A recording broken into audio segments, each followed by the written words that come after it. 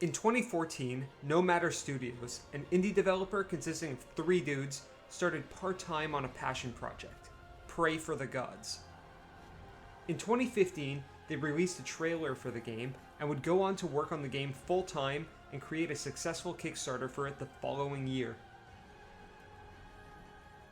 Around this time, I was very interested in Kickstarter projects and indie games in general. So when I originally saw the trailer for this game, it immediately caught my attention. At first glance, Praey for the Gods appears to be clearly inspired by Shadow of the Colossus, which I've been a huge fan of.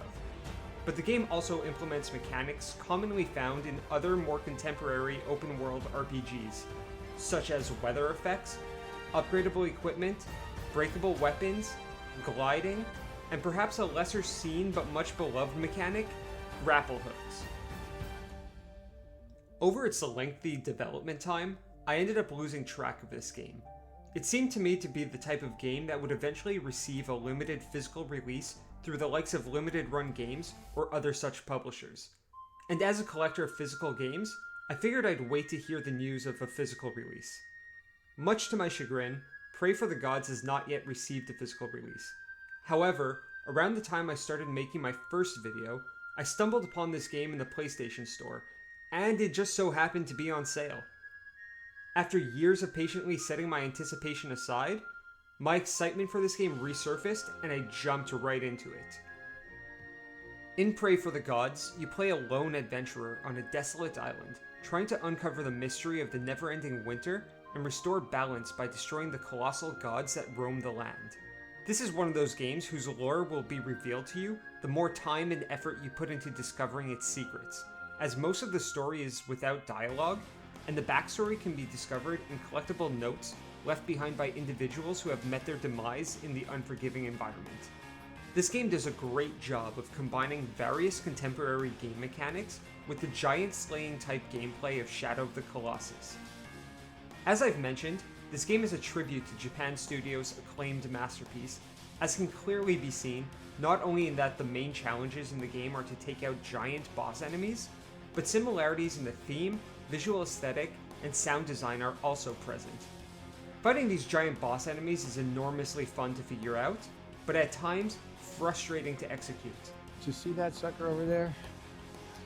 0 to 60 in 4.1 seconds. To even attempt to take out these giants, you first have to figure out how to climb them, sometimes requiring the use of objects in the environment to help you reach a grippable part of your target. Each god has multiple bell-like switches on their bodies. As you scale them, you must find these switches and ring them each 3 times. Doing so will fell the Titan and turn them to stone. This gameplay is particularly fun in successive attempts, as frustration can often kick in on your first attempts due to falling off the giants and needing to reclimb them.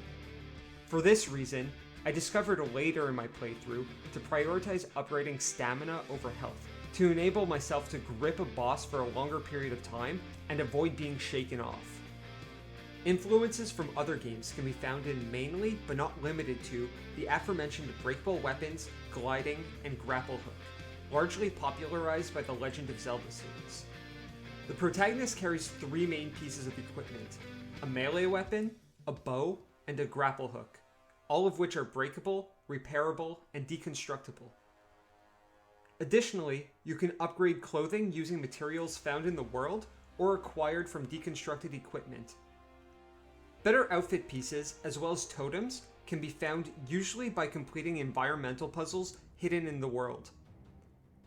Totems are used to upgrade either your stamina or your health, but your character has 3 other meters that affect health and stamina as well.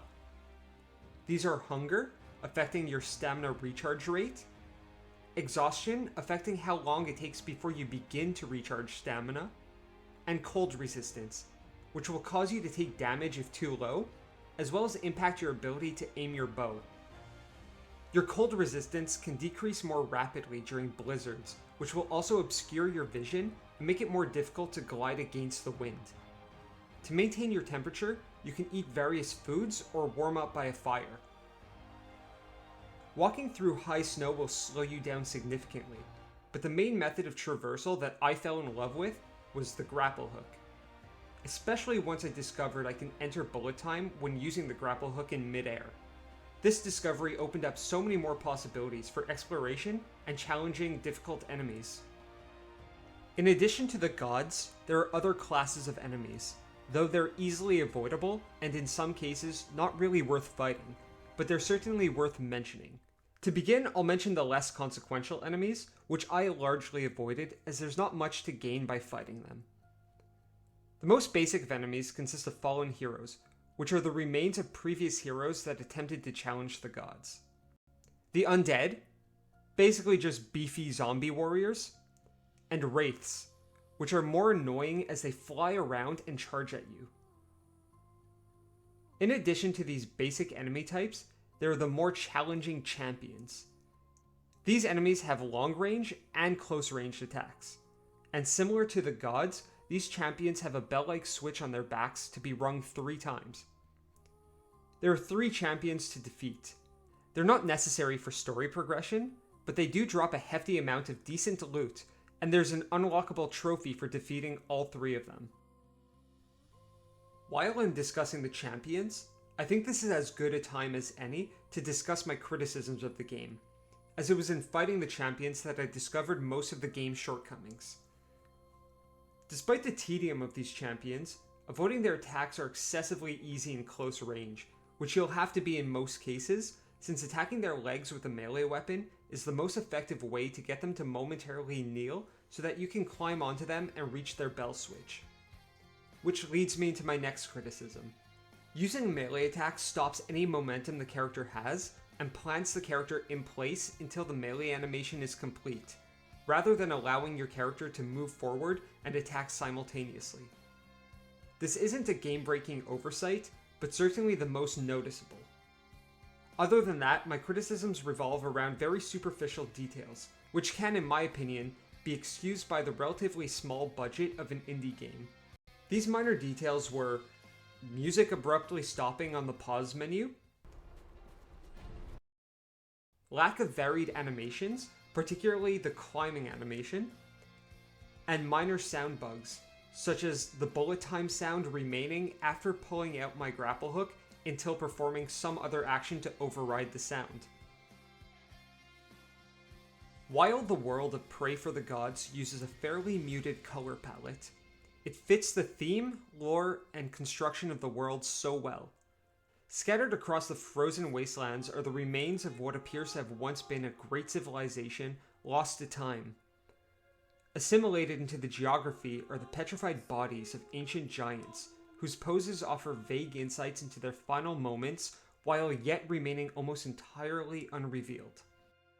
Additionally, the various designs for these giant gods were consistently menacing and eerie, and perfectly suited for each of their respective environments, each offering opportunities to employ a variety of strategies. Even after completing the game, I find myself returning to challenge the gods on the hardest difficulty and finding new approaches to take them on. I had been long craving a new game similar to Shadow of the Colossus, and was delighted to get something that scratched that itch in Praey for the Gods. Despite a few imperfections and a short completion time, I'm left in awe that the game was developed by 3 individuals, and I sincerely hope to see more from No Matter Studios in the future. I had a lot of fun playing this game, and will gladly return to it for that Platinum trophy. In the meantime, if you played Praey for the Gods, let me know your opinions of it in the comments.